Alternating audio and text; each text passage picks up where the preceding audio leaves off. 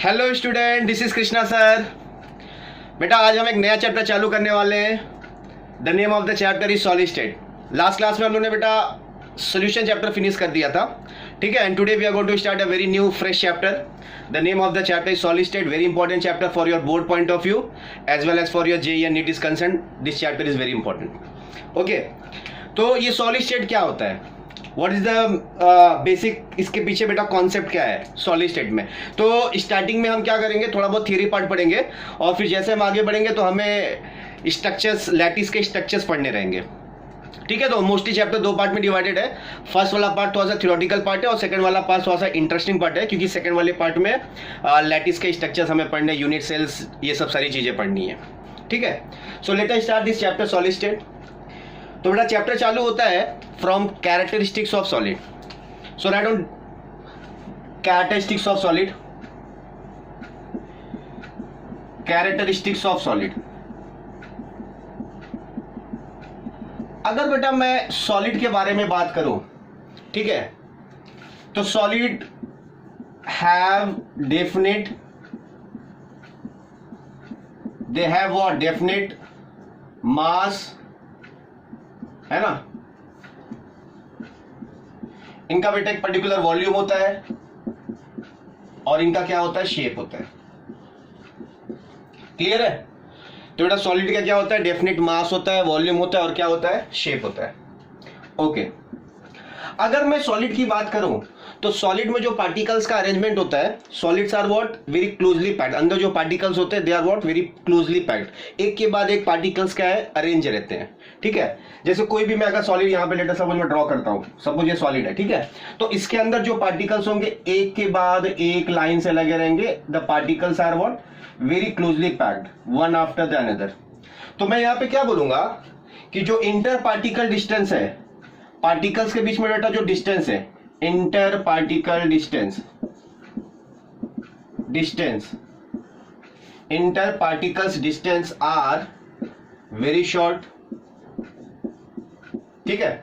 Particles के बीच में डिस्टेंस क्या है, शॉर्ट है। अगर बेटा पार्टिकल्स के बीच में डिस्टेंस शॉर्ट है, इसका मतलब उनके बीच में फोर्स ऑफ अट्रैक्शन क्या रहेगा, बहुत हाई रहेगा, है ना, बहुत स्ट्रॉन्ग फोर्स ऑफ अट्रैक्शन रहेगा। So next particle, next point में क्या लिख सकता हूं, the inter molecular force of attraction, the intermolecular force of attraction between the particle, between the particles are very strong, ठीक है। तो बेटा पार्टिकल्स के बीच में फोर्स ऑफ अट्रैक्शन बहुत ही स्ट्रांग है, पार्टिकल्स के बीच में डिस्टेंस बहुत कम है। और अगर मैं पार्टिकल्स की बात करूं तो पार्टिकल्स अपने ही पोजीशन पे क्या होते रहते हैं, ऑसिलेट होते रहते हैं। In solid the particles oscillates about their mean position, about their mean position, अपने बेटा पोजीशन पे क्या होते रहते हैं, वाइब्रेट होते रहते हैं, ठीक है। लिक्विड में थोड़ा सा फ्लो होते हैं, गैसेस में तो फ्रीली मूवेबल होते हैं, है ना, अच्छे से फ्लो होते हैं। लिक्विड में हल्का फुल्का होते हैं, सॉलिड में तो अपने ही पोजीशन पे क्या हो रहे हैं, वो ऑसिलेट होते रहते हैं। क्लियर है। और अगर बेटा मैं बात करूं सॉलिड्स में कैरेक्टरिस्टिक्स की, तो solids are what, incompressible in nature, solids are incompressible in nature. मतलब अगर तुम इनके ऊपर फोर्स अप्लाई करोगे तो ये कंप्रेस होने वाले नहीं है। क्लियर है मेरी बात ये, ठीक है। So this are the few characteristics properties of solid. और भी मैं बोल सकता हूँ कि सॉलिड के बेटा जो डेंसिटी होती है वो लिक्विड और गैस से ज्यादा होती है। वहां पे एक्सेप्शनल केस आ जाएगा आइस का, जिसकी डेंसिटी लिक्विड वाटर से क्या है, कम है, ठीक है। तो this are the what main characteristics properties of solid. Copy down this, फिर इसके आगे हम बढ़ेंगे। क्लियर है। तो ठीक है, अब देखो मैं अगर सॉलिड की बात करता हूं तो बेटा सॉलिड किससे बने होंगे, कॉन्स्टिट्यूएंट पार्टिकल से बने होंगे, पार्टिकल्स कुछ भी हो सकते हैं, पार्टिकल एटम भी हो सकता है, पार्टिकल्स आयंस भी हो सकता है, और पार्टिकल्स तुम्हारा क्या हो सकता है, मॉलिक्यूल्स भी हो सकता है। पार्टिकल्स तुम्हारा कुछ भी हो सकता है, on basis of that solid further क्या है, क्लासीफाई हुए हैं। ठीक है, तो पहले ये लिखो, लिखो classification of solid, right on classification of solid, classification of solid.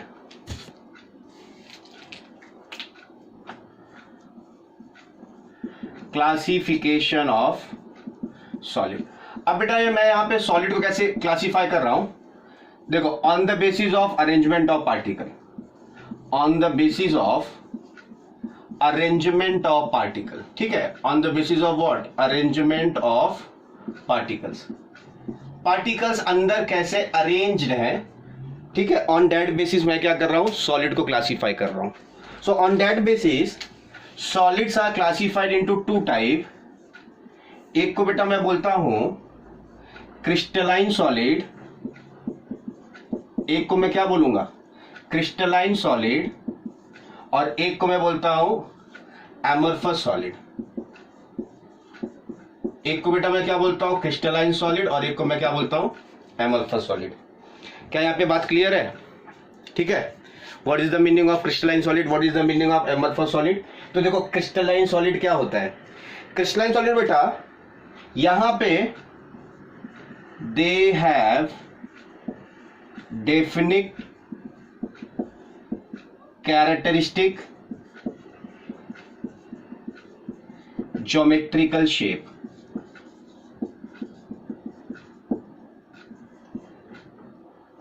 They have definite characteristic geometrical shape, मतलब ये जो सॉलिड होंगे इनका एक पर्टिकुलर शेप होगा, या तो क्यूबिक फॉर्म में होंगे या फिर क्यूबॉइडल फॉर्म में होंगे, समवट ऐसा कुछ शेप होगा इनका।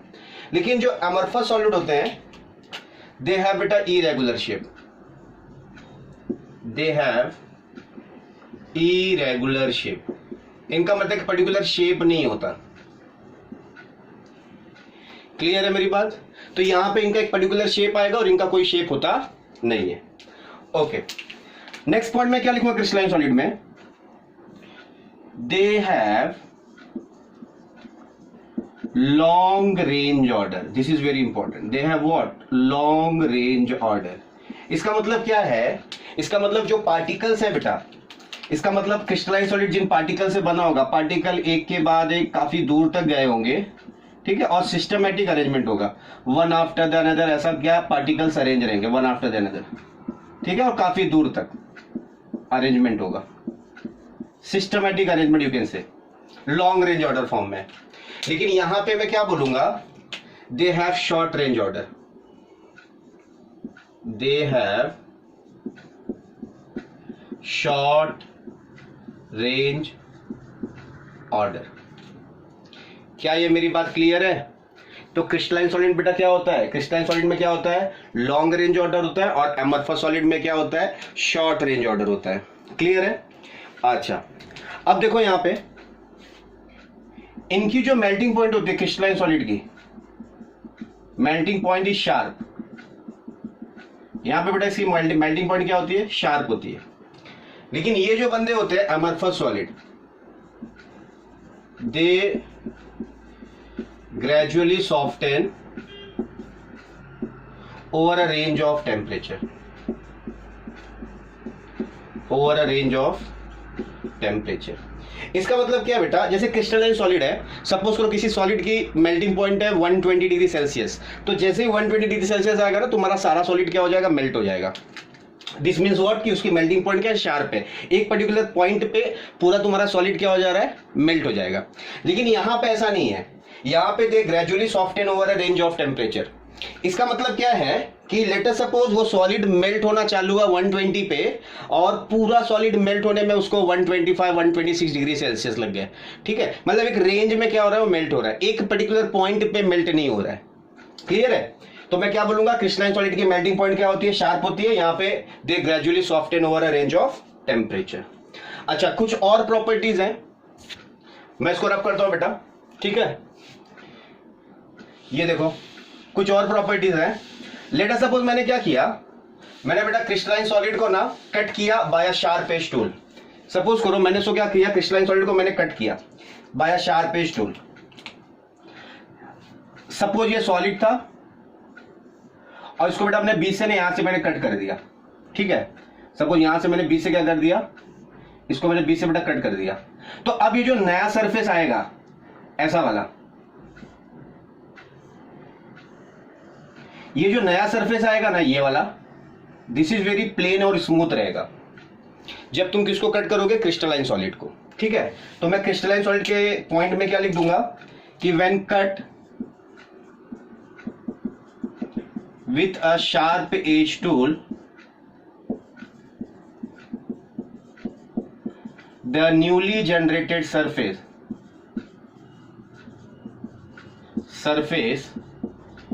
are plain and smooth। तो बेटा जो नया सरफेस जो मिलेगा ना ये एकदम प्लेन रहेगा और क्या रहेगा, स्मूथ रहेगा। क्लियर है। लेकिन यहां पे क्या होगा एमरफस में, when cut with a sharp edge tool, the newly generated surface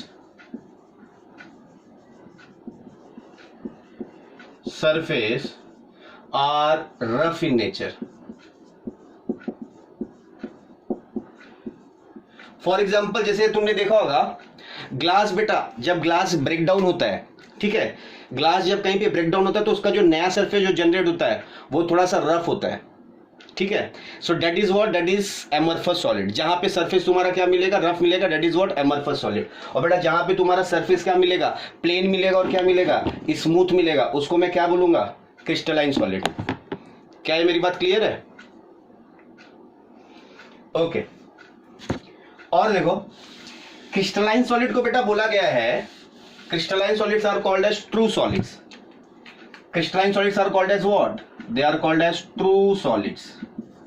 लेकिन amorphous solids को क्या बोला गया है, amorphous solids को बोला गया है pseudo solids और they are called as super cooled liquid। ठीक है, मतलब किसी लिक्विड को तुमने जबरदस्ती किस में कन्वर्ट कर दिया है, सुपर कूल करके उसको किस में कन्वर्ट कर दिया है, सॉलिड में कन्वर्ट कर दिया है। तो वो किसका एग्जांपल बन जाएगा, एमरफस का। क्लियर है। सुपर कूल लिक्विड बोलते हैं या फिर इसको दूसरा नाम किया गया है सीडो सॉलिड। ठीक है, looking like in solid form लेकिन एक्चुअल में थोड़ा सा वहां पे डिस्टर्बेंस है। So that is what pseudo solid. और यहाँ पे बेटा क्या है ये, और super cool liquid, and this is what true solid. Clear है मेरी बात? अच्छा, ये देखो क्रिस्टलाइन सॉलिड्स क्या होते हैं, crystalline solids are anisotropic in nature, anisotropic in nature. ठीक है, और जो एमरफस सॉलिड होते हैं they are isotropic in nature. No what is the meaning of anisotropic and what is the meaning of isotropic. इसको हम इसके बाद वाला भी जो कॉन्सेप्ट उसमें पढ़ेंगे कि एनआइसोट्रॉपिक का मतलब क्या होता है और आइसोट्रॉपिक का मतलब क्या होता है। ठीक है, तो इसके बाद वाले कॉन्सेप्ट बेटा भी हम पढ़ेंगे। अभी तो फिलहाल इतना समझ लो कि क्रिस्टलाइन सॉलिड्स क्या होते हैं, एनआइसोट्रॉपिक होते हैं, एंड एमरफस सॉलिड्स क्या होते हैं, आइसोट्रॉपिक होते हैं। मैं थोड़ा सा भी यहीं पे बता दे रहा, एनआइसोट्रॉपिक का मतलब क्या होता है कि crystalline solids show different physical properties in different direction.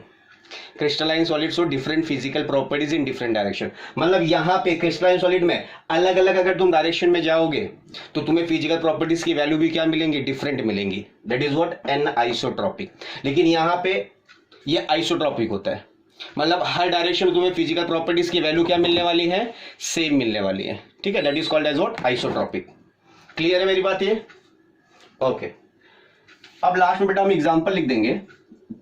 Crystalline solid का एग्जांपल क्या है, तो ये लो NaCl है, KCl है ना, this are what crystals, NaCl KCl, sugar के क्रिस्टल्स। एमरफस सॉलिड बेटा एग्जांपल याद रख लो, it is what glass, plastic या फिर रबर। ग्लास, प्लास्टिक और rubber, that is example of what amorphous solid. Clear है मेरी बात ये? तो बेटा ये हो गया differentiation of what crystalline solid and amorphous solid. मैं अगेन पॉइंट्स को थोड़ा सा रिवाइज करा देता हूं। हम लोगों ने पहला पॉइंट क्या लिखा था क्रिस्टलाइन सॉलिड में, क्रिस्टलाइन सॉलिड बेटा पहला पॉइंट क्या था कि they have characteristic geometrical shape. ठीक है, वहां पे शेप क्या था, इरेगुलर था। फिर यहाँ पे they have long range order, इनका क्या था, शॉर्ट रेंज ऑर्डर था। यहाँ पे बेटा मेल्टिंग पॉइंट क्या थी, शार्प थी, वहां पे मेल्टिंग पॉइंट क्या था, they gradually soften over a range of temperature. फिर यहाँ पे when you cut with a sharp edge tool the newly generated surface are what, plane and smooth. जो नया सरफेस मिलेगा मेरा क्या होता है, प्लेन और स्मूथ होते हैं, लेकिन वहां पे जो सरफेस मिलेगा वो मेरा क्या होगा, रफ होगा। यहाँ पे बेटा these are also called as what, true solids, they are actually in solid form, they are called as what, pseudo solids or what, super cooled liquids, they are what, anisotropic in nature, that means what, they show different physical properties in different direction, लेकिन वहां पे क्या है, they show similar physical properties in all the direction. Example NaCl glass KCl, any other example is what, glass, plastic and rubber. clear है? चलो अब आगे बढ़ते हैं। पहले write down this anisotropy. What is the meaning of anisotropy? So just write down what is the meaning of anisotropy. Anisotropy.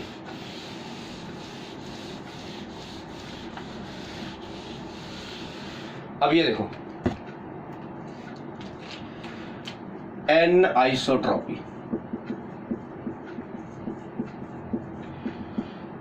तो this is shown by what, this is shown by crystalline solid. ये बेटा कौन दिखाता है, this is shown by what, crystalline solid.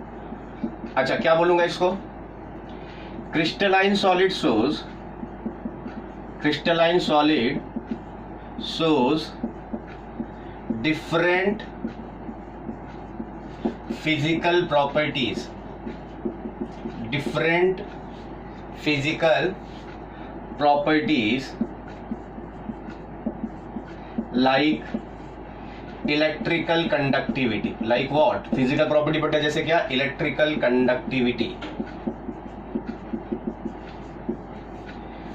refractive index RI,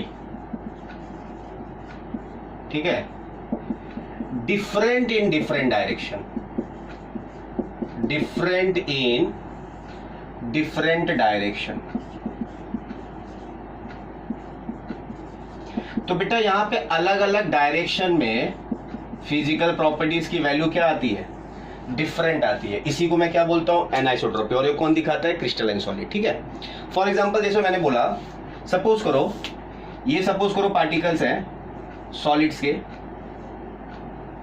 और यहाँ पे systematic arrangement हुआ है। सपोज करो एक बड़ा पार्टिकल है और एक छोटा पार्टिकल है, ठीक है, वो ऐसे अरेंज है। फिर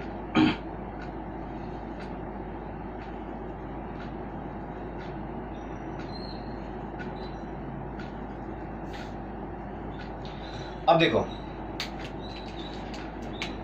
यहां पे बेटा वापस से बड़ा पार्टिकल है, बड़ा पार्टिकल है, बड़ा पार्टिकल है, बड़ा पार्टिकल है, ठीक है। तो मैं ये नहीं बोलूंगा कि ये सिस्टमेटिक अरेंजमेंट है। पार्टिकल देखो लाइन से लगे हुए हैं, बड़े वाले फिर छोटे वाले फिर बड़े वाले फिर छोटे वाले फिर बड़े वाले फिर छोटे वाले, ठीक है। तो ये लेटर सपोज एक क्रिस्टलाइन सॉलिड है जहां पे पार्टिकल लाइन से क्या हुए, लगे हुए हैं। अगर बेटा मैं इस डायरेक्शन में जाता हूं, तो जरा देखो, अगर मैं इस डायरेक्शन में जा रहा हूं तो इस डायरेक्शन में तो मुझे सारे कौन से मिल रहे हैं, बड़े वाले पार्टिकल्स मिल रहे हैं, जिनके वजह से फिजिकल प्रॉपर्टीज की वैल्यू कुछ आएंगी। अगर बेटा मैं इस डायरेक्शन में जा रहा हूं, लेट अस सपोज अगर मैं इस डायरेक्शन में जा रहा हूं, तो इस डायरेक्शन में मुझे सारे कौन से पार्टिकल्स मिलेंगे, सब छोटे वाले मिल रहे हैं, जिसके वजह से फिजिकल प्रॉपर्टीज कुछ और आ रही हैं। और अगर समवॉट मैं ऐसे जाऊं, क्रॉस में जाऊं, ठीक है, या तो ऐसे चले जाओ, चलो इस डायरेक्शन में सारे सेम मिल रहे हैं और इस डायरेक्शन में वापस ये मिल रहे हैं, और किसी एक डायरेक्शन, पर्टिकुलर डायरेक्शन में सपोज ऐसे आ जाओ, तो तुम्हें बड़ा भी मिल रहा है और छोटा वाला पार्टिकल भी मिल रहा है। सो कहने का मतलब क्या है कि अलग अलग डायरेक्शन में जाने पे तुम्हें पार्टिकल्स क्या मिल रहे हैं, डिफरेंट डिफरेंट मिल रहे हैं, ठीक है, जिसके वजह से फिजिकल प्रॉपर्टीज की वैल्यू भी क्या हो रही है, डिफरेंट आएंगी। So this is the case of what, crystalline solid, ठीक है, जहां पे पार्टिकल्स का अरेंजमेंट कैसा है, डेफिनेट फॉर्म में है, पार्टिकल्स रिपीट हो रहे हैं एक के बाद एक, बड़ा वाला छोटा वाला, बड़ा वाला छोटा वाला, बड़ा वाला छोटा वाला, ठीक है। तो मैं बोलूंगा कि क्रिस्टलाइन सॉलिड में कैसा पैटर्न होता है, रिपीटिंग पैटर्न होता है, बार बार पार्टिकल्स क्या होते रहते हैं, रिपीट होते रहते हैं। लेकिन अभी अगर मैं आइसोट्रॉपी की बात करूं कि जो एमॉर्फस सॉलिड्स होते हैं they are what, isotropic in nature, तो वैसा वहां पे क्यों रहा है कि वहां पे डिफरेंट डायरेक्शंस में they are showing the same physical properties. ऐसा इसलिए कि लेटर सपोज अगर मैं बोल रहा हूं कि सपोज करो एक बड़ा पार्टिकल यहाँ पे, तो वहां पे तो एक्चुअल में अरेंजमेंट कैसा है, रैंडम अरेंजमेंट है, ठीक है। ये सपोज बड़े वाले पार्टिकल्स है, इरेगुलर शेप में पार्टिकल्स अरेंज है, कहीं भी अरेंज है, यहाँ भी यहाँ भी यहाँ भी छोटे वाले पार्टिकल्स तुम्हें हर डायरेक्शन में कहीं ना कहीं मिलेंगे, ठीक है। तो तुम कोई भी डायरेक्शन चूज करो, तुम्हें ना दोनों पार्टिकल्स मिलेंगे। तुम ऐसे जा रहे हो, तुम्हें दोनों पार्टिकल्स मिलेंगे, तुम ऐसे जा रहे हो, तुम्हें दोनों पार्टिकल्स मिलेंगे। मतलब तुम कहीं भी जाओगे ना, तुम्हें पार्टिकल्स सेम मिल रहे हैं। तो जब पार्टिकल्स सेम मिल रहे हैं तो मैं वहां पे क्या बोलूंगा कि वो क्या है, amorphous, they show same physical properties in different direction, so they are what, isotropic in nature. Clear है। तो आइसोट्रॉपी बेटा कौन दिखाता है, एमॉर्फस ऑयल दिखाता है, जहां पे पार्टिकल्स का अरेंजमेंट रैंडम होता है, तो मैं हर टाइप्स के पार्टिकल हर डायरेक्शन में मिलेंगे। लेकिन क्रिस्टलाइन सॉलिड में ऐसा नहीं। क्रिस्टलाइन सॉलिड में they show a definite repeating pattern, जिसके वजह से they show different physical properties in different direction, and that property is called as what, anisotropy. Clear है मेरी बात? ओके, ठीक है। बेटा आप कुछ बेसिक टर्म्स हैं उसको जरा पढ़ लेते हैं। तो राइट डाउन बेसिक टर्म्स, थोड़ा सा अपने को पढ़ना है। तो उसमें first write down polymorphous substance. Polymorphous substance, polymorphous substance. See what is the meaning of polymorphous substance?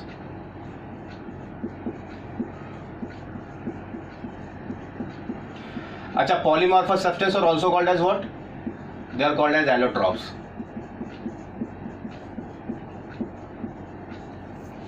They are called as what? Allotropes. क्या होते हैं polymorphous substance allotropes? When a single substance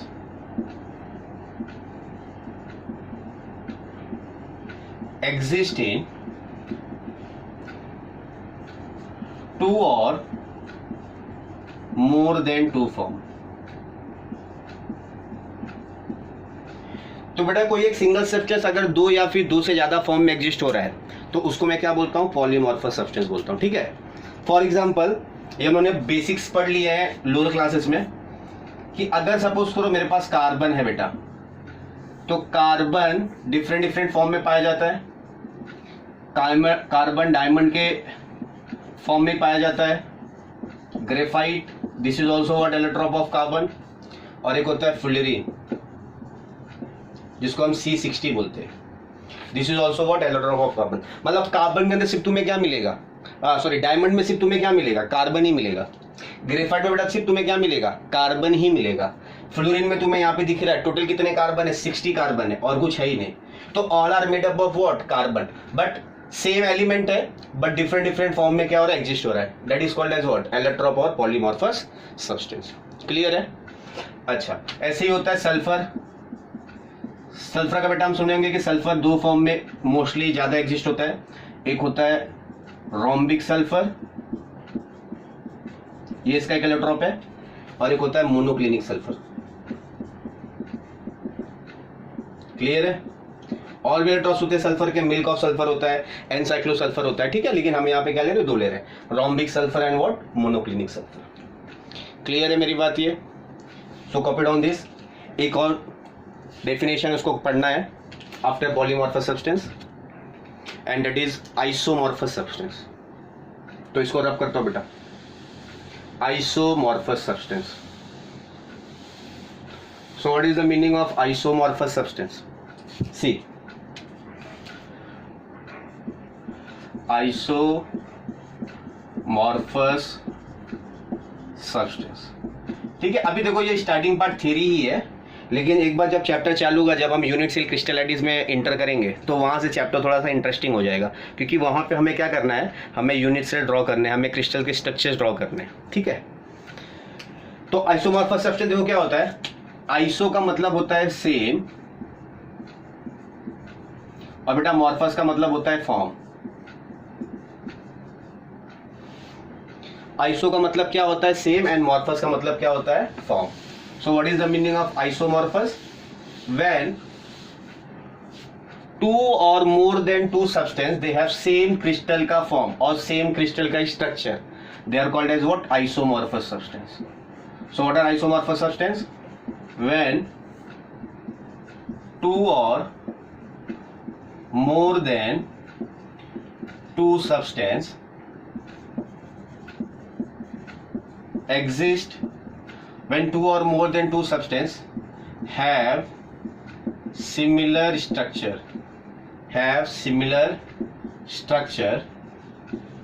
so they are called as what? Isomorphous substance. ठीक है, तो बेटा दो या फिर दो से ज्यादा सब्सटेंस का अगर स्ट्रक्चर सेम है तो मैं उसको क्या बोलूंगा? Isomorphous substance have similar crystal what structure.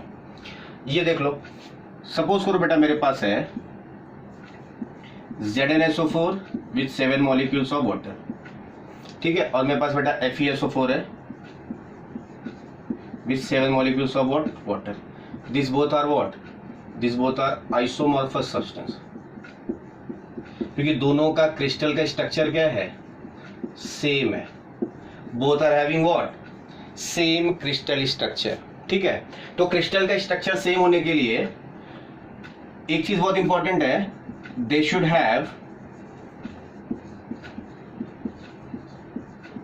Have same atomic ratio. इनका बेटा एटम का रेशियो क्या होना चाहिए? सेम होना चाहिए. जैसे मैंने पहले केस में बोला कि यहाँ पे बेटा जिंक कितना 1 है, सल्फर कितना 1 है, ऑक्सीजन कितना है 4 है. ठीक है, तो यहाँ पे एटम का रेशियो कितना है? 1:1:4. वाटर को बोल दो, छोड़ दो. ठीक है, FeSO4 में बेटा Fe 1 है, सल्फर 1 है और ऑक्सीजन भी कितना है? 4 है. तो यहाँ पे एटम का रेशियो क्या है? सेम है. तो जब एटम का रेशियो सेम रहेगा तो मैं उसको क्या बोल दूंगा? Isomorphous substance. तो मोस्टली इनका क्रिस्टल का स्ट्रक्चर क्या आ जाएगा? सेम आ जाएगा. And then they are called as what? Isomorphous substance. Clear है मेरी बात? ओके, तो बेटा ये बेसिक्स हो गए. नाउ वी हैव टू अब हमें बेटा क्लासिफिकेशन करना है क्रिस्टलाइन सॉलिड का on the basis of arrangement, on the basis of constituent particles present. ठीक है, पार्टिकल्स जो भी प्रेजेंट है, क्योंकि पार्टिकल्स कुछ भी हो सकते हैं सॉलिड में. Particles can be an atom, it can be a ion और it can be a molecule. तो पार्टिकल तो सॉलिड में कुछ भी हो सकते हैं. सो ऑन दैट बेसिस अब मुझे क्या करना है? क्रिस्टलाइन सॉलिड का क्लासिफिकेशन करना है. और पार्टिकल्स के बीच में फोर्स ऑफ अट्रैक्शन भी क्या रहेगा? डिफरेंट रहेगा. अगर पार्टिकल आयन से तो उनके बीच में कुछ अलग फोर्स ऑफ अट्रैक्शन रहेगा, इलेक्ट्रोस्टैटिक फोर्स ऑफ अट्रैक्शन और कूलम्बिक फोर्स ऑफ अट्रैक्शन. अगर पार्टिकल एटम है तो उनके बीच में फोर्स ऑफ अट्रैक्शन हो सकता है, कोवेलेंट बॉन्डिंग हो. ठीक है, तो अगर पार्टिकल्स अलग अलग है तो फोर्स ऑफ अट्रैक्शन भी क्या रहेगा? अलग अलग रहेगा. ऑन दैट बेसिस हमें क्या करना है? क्लासिफिकेशन करना है. ठीक है, तो अब ये जो क्लासिफिकेशन वाला पार्ट है इसको हम नेक्स्ट क्लास में करेंगे. क्लियर है? तो जस्ट अभी हमें नेक्स्ट क्लास में क्या चालू करना रहेगा? Classification of crystalline solid on the basis of what? Constituent particles present. ठीक है, तो चलो हम नेक्स्ट क्लास में मिलते हैं. Bye, take care.